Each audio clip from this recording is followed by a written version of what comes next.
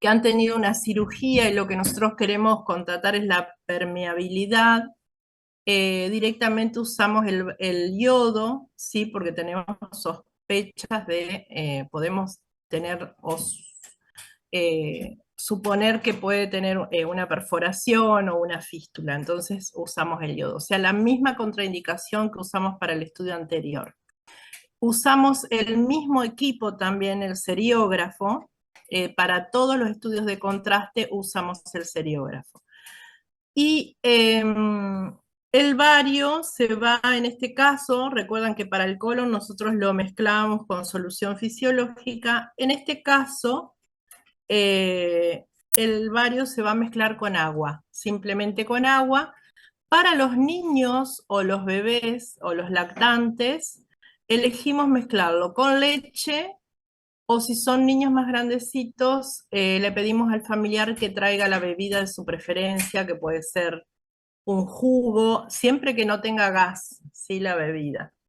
Puede ser un jugo, puede ser un lácteo. Entonces ahí le preparamos el contraste. El contraste no tiene sabor, es como una maicena, ¿sí? Tiene esa consistencia como si fuera una maicena, no tiene sabor, ni olor, nada. Se mezcla con agua o con cualquiera de estos líquidos y se prepara en un vaso y se le da al paciente adulto con un sorbete y a los bebés con la propia mamadera que trae la mamá. Así se comienza entonces el estudio. Lo primero que observamos es el esófago. ¿Sí? El paciente, para observar el esófago, tiene que estar en posición de pie o sentado, ¿sí? Depende de los equipos. Hay equipos que le permiten al paciente estar sentado, o sea, la posición del torso tiene que ser horizontal. Perdón, tiene que ser vertical. Eh, de esta manera se comienza a dar, de tomar el contraste y se lo va observando. La primera porción entonces que vamos a evaluar es el esófago, ¿sí? En el paciente adulto se usa la técnica de doble contraste. Esto también coincide mucho con el otro estudio que ya estudiamos, pero para administrar el aire se le da un polvo efervescente, ¿sí? Acá en este dibujito, aunque está borroso, no sé por qué, después lo voy a cambiar. Acá hay el efervescente viene o en unas pastillitas o viene en polvo y se lo damos al paciente antes de empezar el estudio, ¿sí? Antes de darle el contraste. Entonces lo que hacemos es generar esas burbujas de aire que necesitamos para hacer el doble contraste. El paciente entonces ingiere el efervescente y después comienza a tomar el contraste. En el adulto procedemos de esta manera. En el pediátrico no le hacemos doble contraste, ¿sí? Siempre es la misma concepción, o sea, en el paciente pediátrico no llevamos y no realizamos nunca doble contraste, en el adulto sí. Bien, entonces la primera porción que vamos a evaluar es la del esófago. El esófago se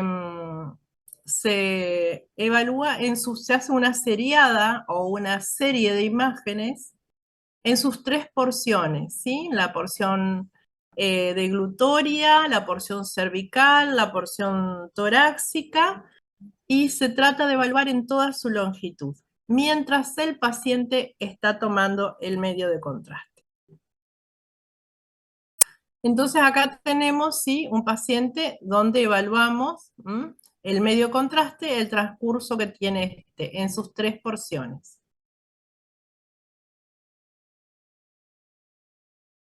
Acá tenemos otra, ¿sí? De la misma manera.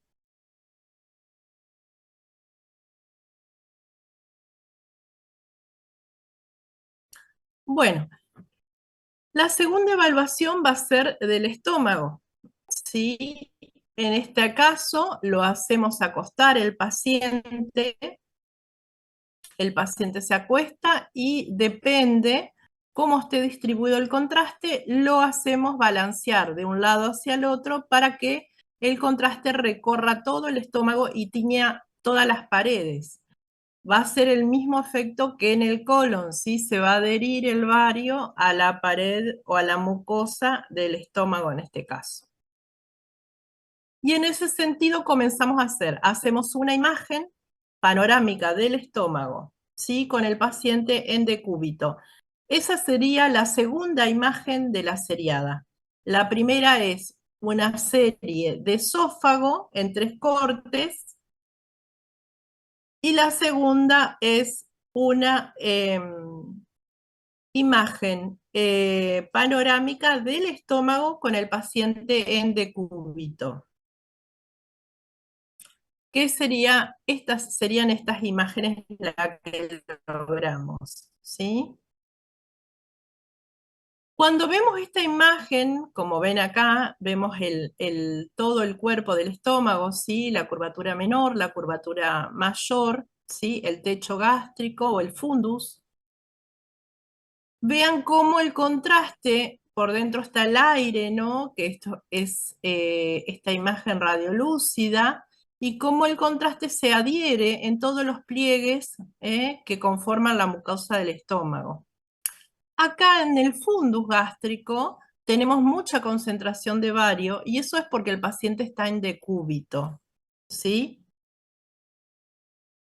Acá tenemos, ¿sí? Al paciente en decúbito.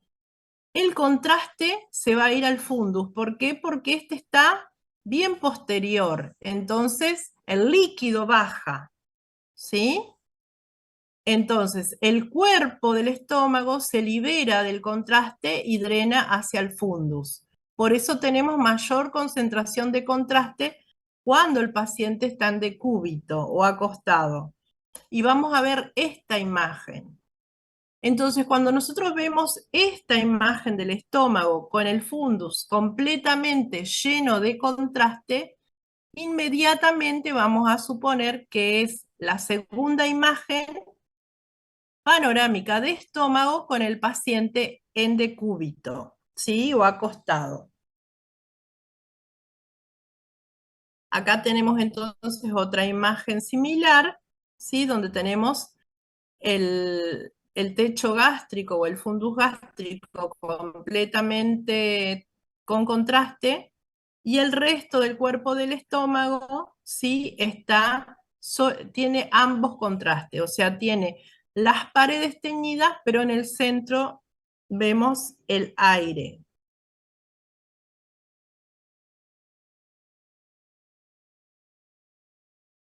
Bueno, entonces, ¿cómo hacemos para observar el techo gástrico? Porque como ven acá, yo acá puedo observar el cuerpo del estómago, y si tengo alguna patología la puedo divisar.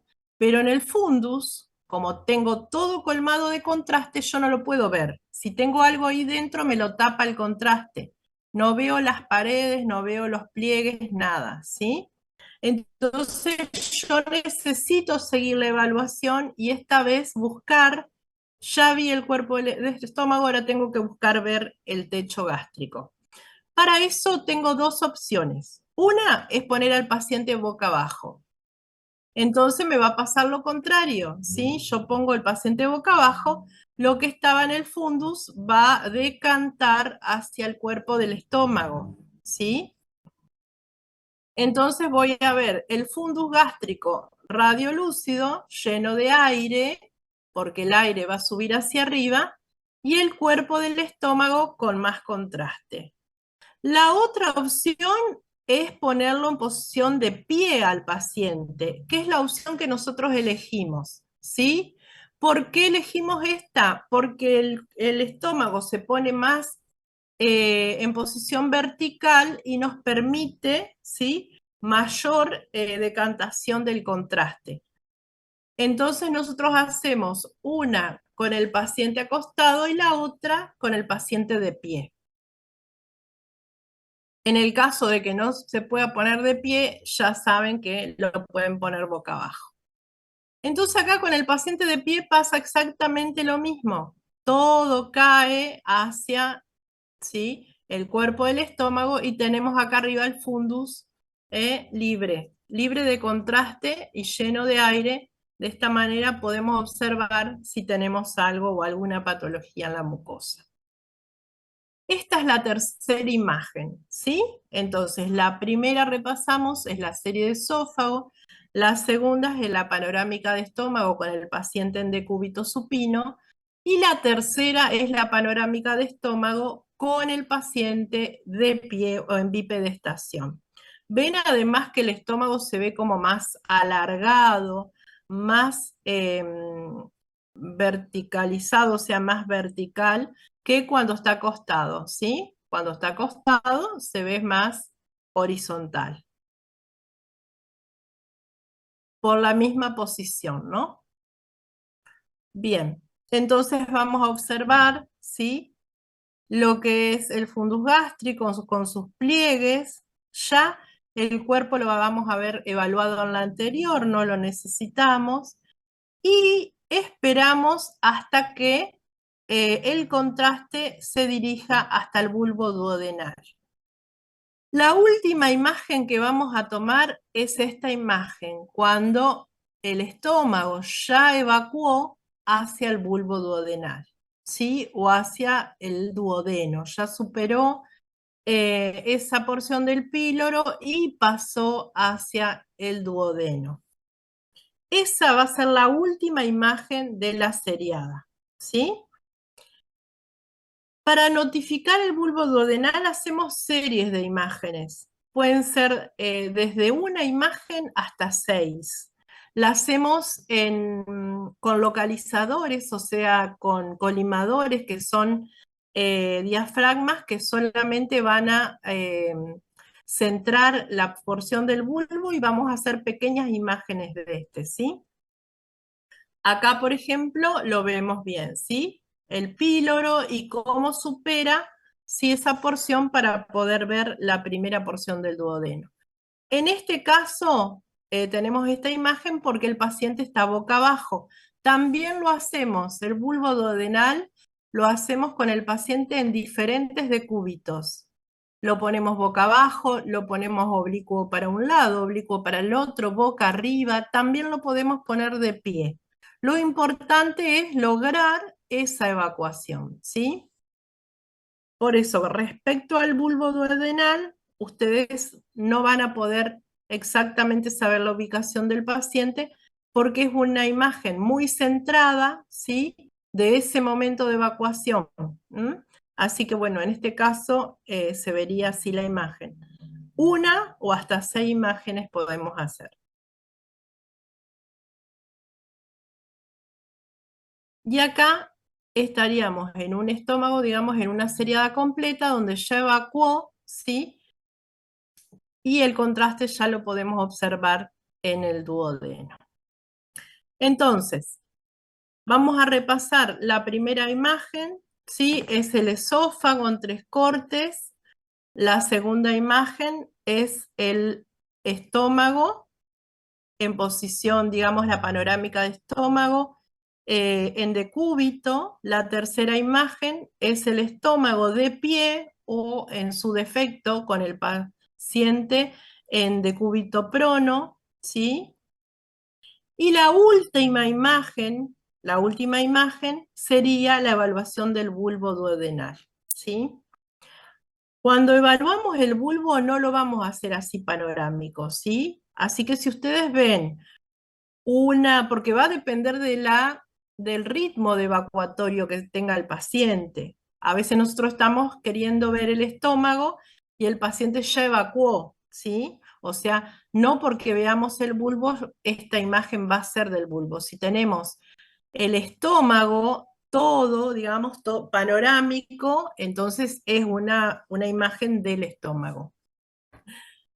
Para notificar el bulbo lo hacemos, como vimos acá en esta pequeña imagen, lo hacemos localizado, focalizado únicamente en ese sector, ¿sí? Así que bueno, yo para que no se confundan, porque puede ser que estemos notificando el estómago y ya el paciente comenzó a evacuar. Bien, como les decía, esto que les comenté hasta ahora pasa en el paciente adulto, ¿sí?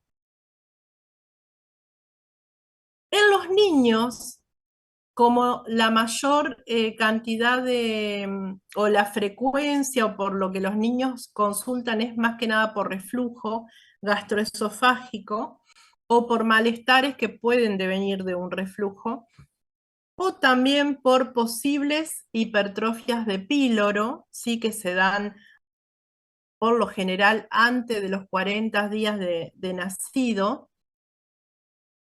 Entonces en el niño tenemos otro protocolo. Primero, bueno, como les dije, le ofrecemos el contraste en mamadera con leche, y la primera sección que vamos a observar también va a ser el esófago, ¿sí?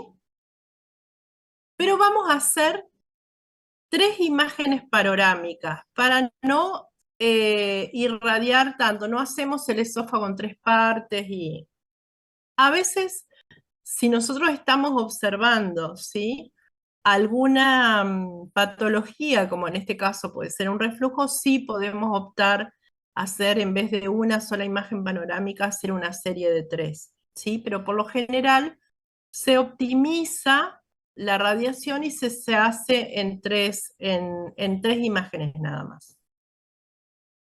La primera imagen, cuando el niño toma, ¿sí?, para teñir el esófago, ver cómo coloca la lengua, cómo traga, ¿sí? Lo primero que comprobamos que ese niño no haya pasaje del contraste a la vía aérea superior, o sea, que tenga un buen cierre de la glotis, ¿sí? Lo primero que comprobamos. Y que el contraste transcurra por todo el esófago y comience a teñir el estómago. Una vez que el niño toma la cantidad de contraste que nosotros le brindamos, que son de 50 a 70 centímetros cúbicos, depende del bebé, si es de pocos días de nacido o tiene 2 o 3 meses, ¿sí? Esos 50 o 70 centímetros cúbicos de contraste, una vez que los ingiere, va a comenzar a teñir todo el estómago. Y aquí hacemos otra imagen más y después simplemente esperamos a ver si este contraste hace reflujo. Obviamente, mientras nosotros esperamos, el contraste va a seguir su curso y va a superar, digamos, el píloro, y vamos a comenzar a ver la primer porción del intestino delgado, en este caso el duodeno. Mientras tanto, nosotros vamos a esperar y vamos a tratar de investigar si el niño tiene reflujo. Cuando tiene reflujo, ¿sí?, en este caso sube el contraste a la inversa de como habitualmente debe ser, hace el reflujo del estómago hacia el esófago, ¿sí? Después vamos a ver cómo medimos los grados de reflujo y demás en la próxima clase. Entonces, obtenemos en el pediátrico una imagen de esófago, la imagen de la búsqueda del reflujo esofágico, y después la panorámica, ¿sí?, que sería ya cuando vemos toda la evacuación. Son 3 imágenes, o en este caso 3 momentos del estudio que se notifican. Bien, ¿hasta ahora alguna consulta con respecto a la seriada? Sí, con respecto al tiempo que le lleva hacer el estudio. En este caso del bebé, tenemos que esperar, nosotros esperamos un tiempo prudencial, digamos. Primero, eh, creemos que con la cantidad de contraste que le damos, tiene que hacer reflujo, porque además el niño va a estar acostado, o sea que al estar acostado en posición horizontal, esto también favorece un poco el reflujo. Entonces lo tenemos acostado, tratamos de que el niño no llore, le damos un chupete o lo entretenemos para que no llore y los movimientos no digamos, del propio llanto no le produzcan el reflujo o el vómito, ¿sí? Sino que esté tranquilo y que sea un reflujo, digamos, eh, propio de la patología que tienes, ¿sí? Entonces, bueno, lo tenemos, a veces están 20 minutos. Obviamente que nosotros no estamos todo el tiempo observándolos con radioscopía, sino que cortamos la radioscopía y lo espiamos, cortamos la radioscopía y espiamos, y así estamos, ¿sí?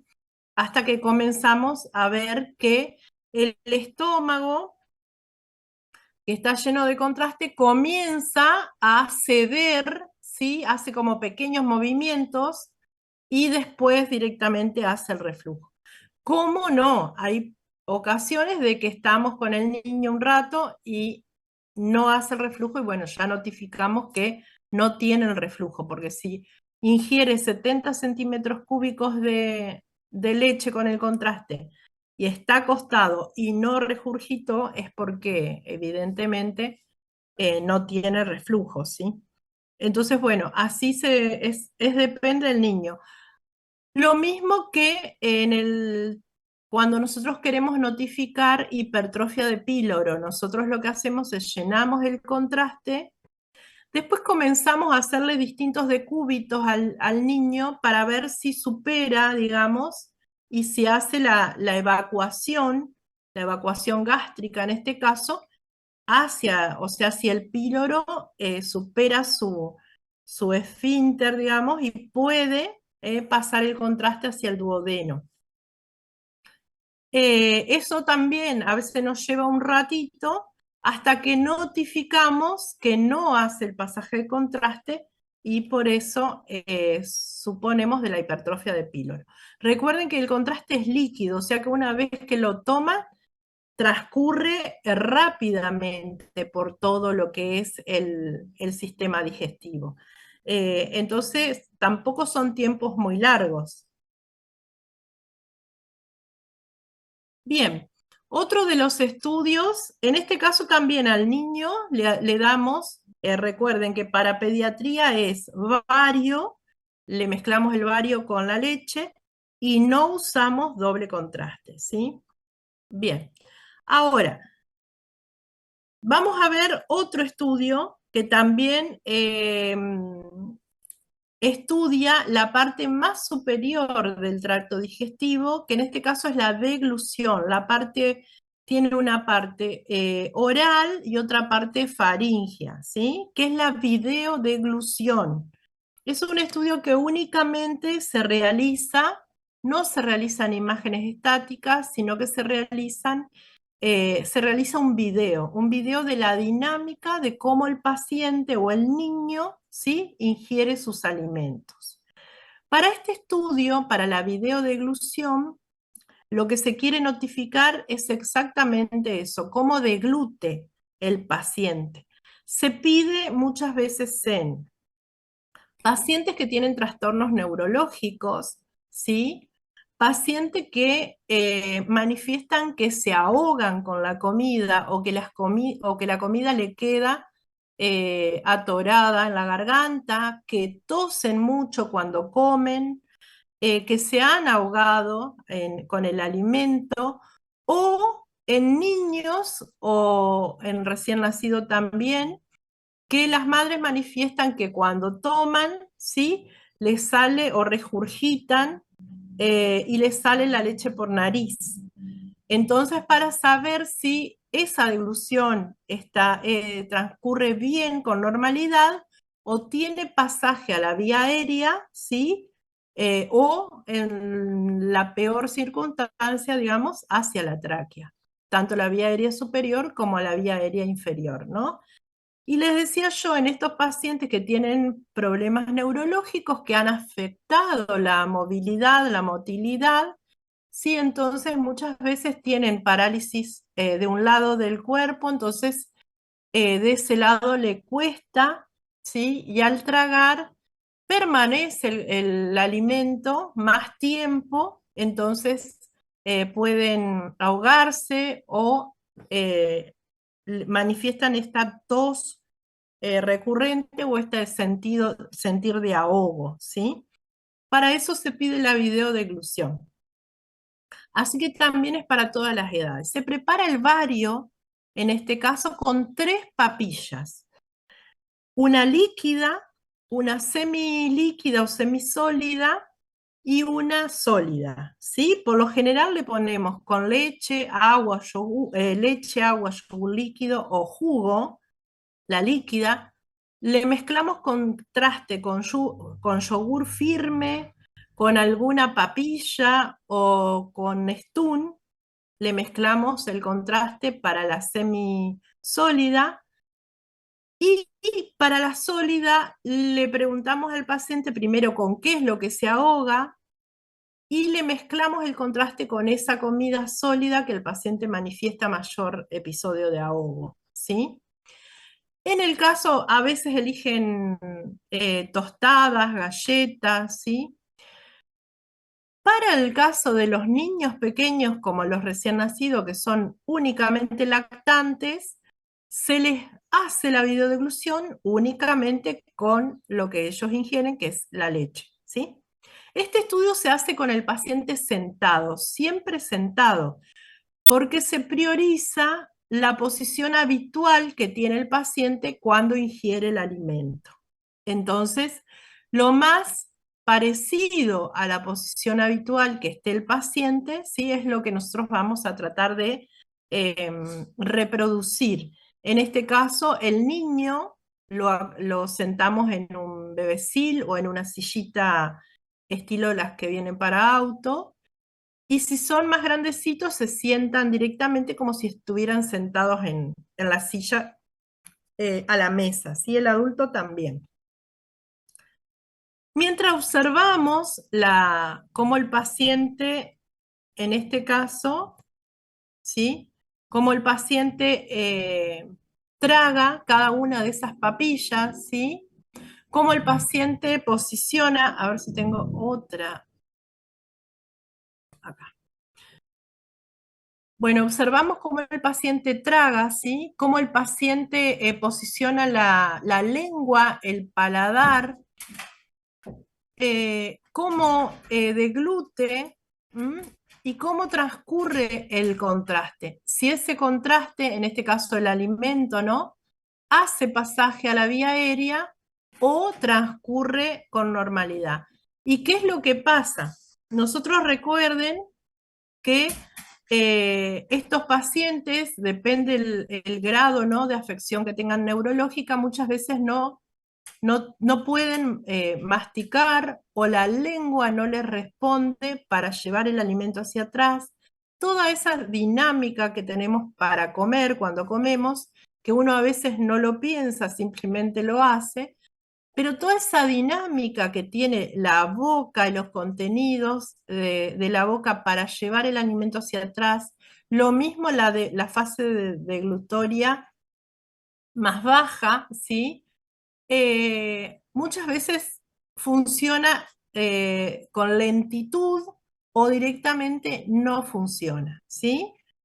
Entonces acá el alimento baja, tenemos las valéculas, que están bien hacia adelante, que son como estos saquitos.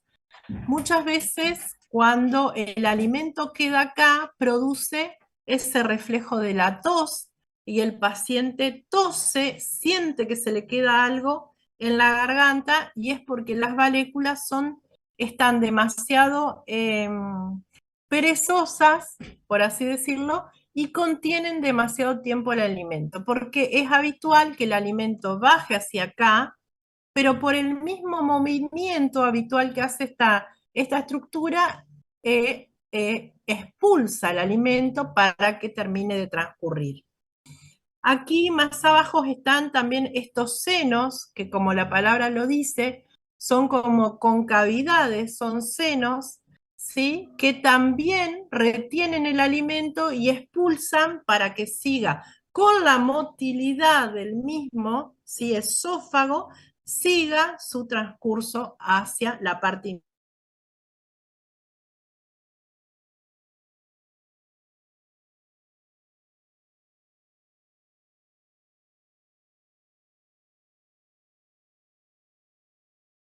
en mi patio el cortador de pasto y yo la verdad que estoy aturdida, no sé, espero que me escuchen ustedes.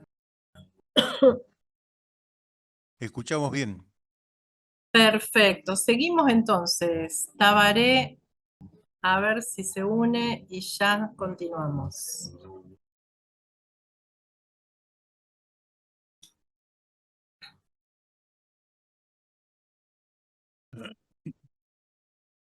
Bueno, entonces, como les decía,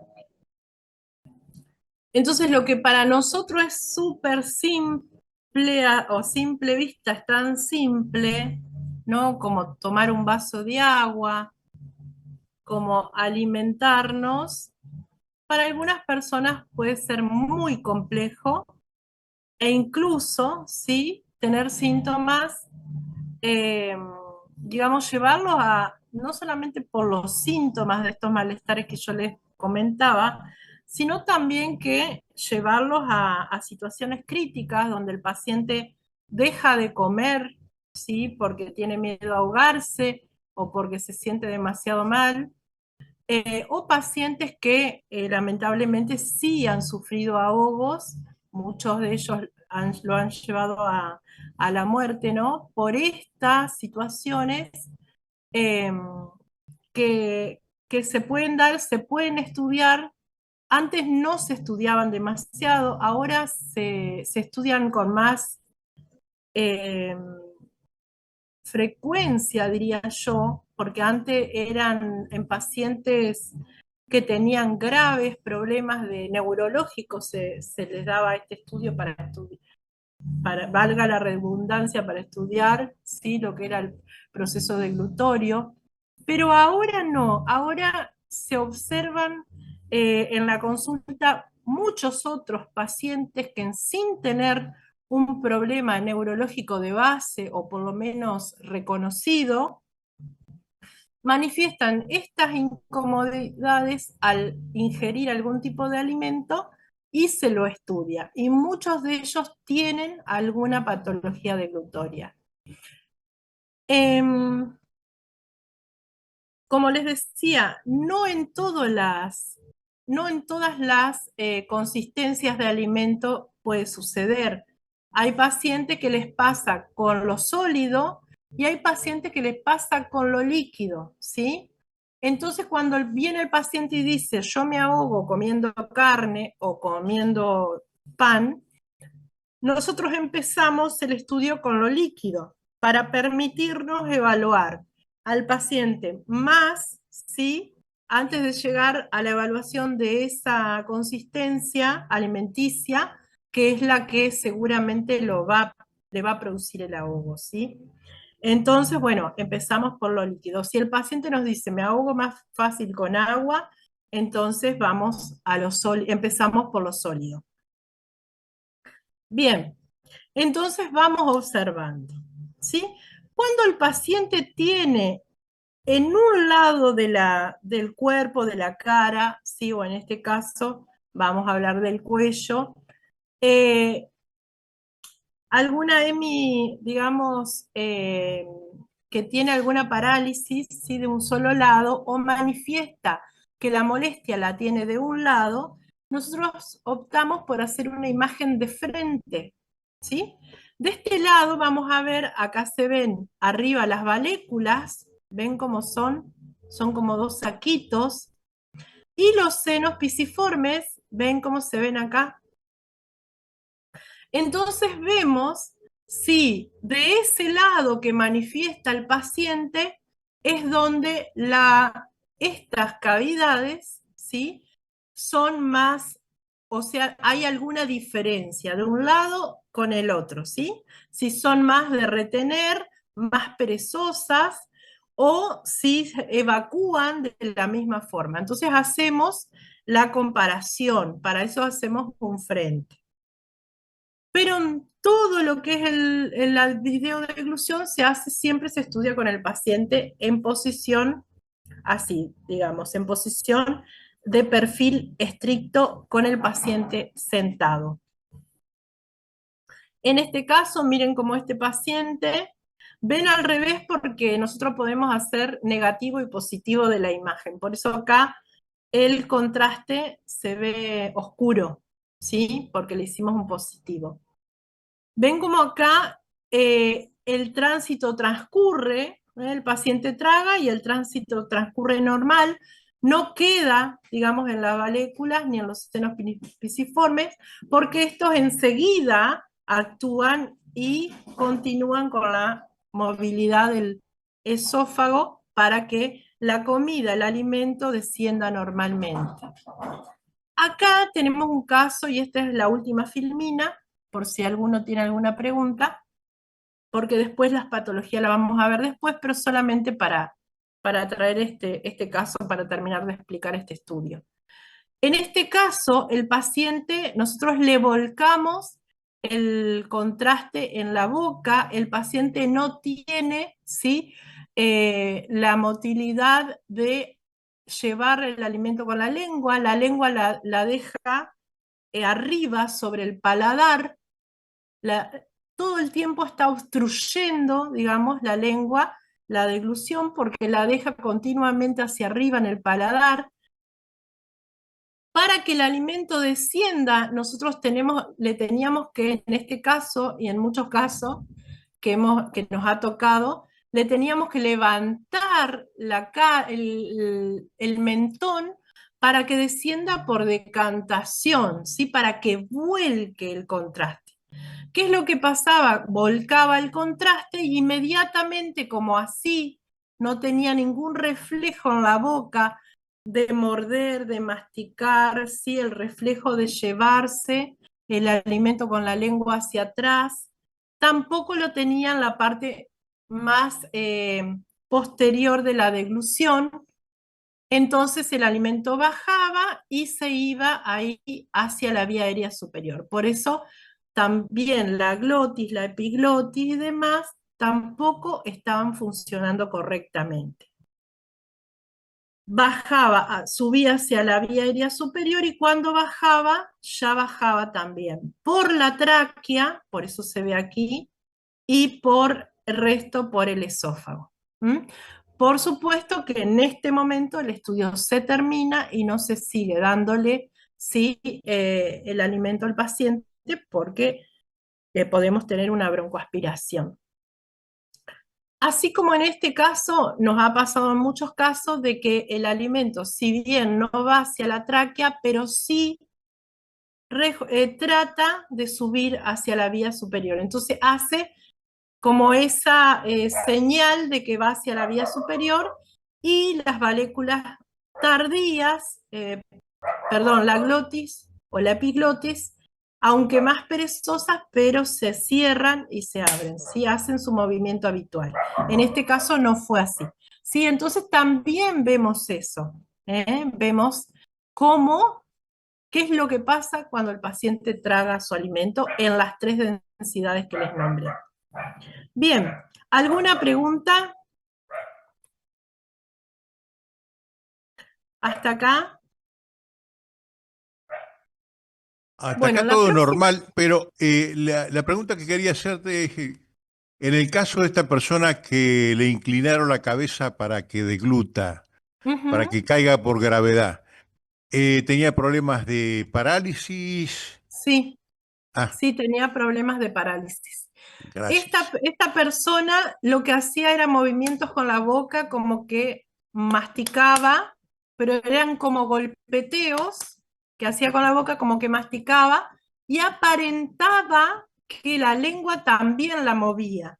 Entonces la fonoaudióloga, que es la que estudia estos procesos de deglución, y su médica lo llevan para corroborar a ver si había alguna de las funciones que había comenzado a funcionar.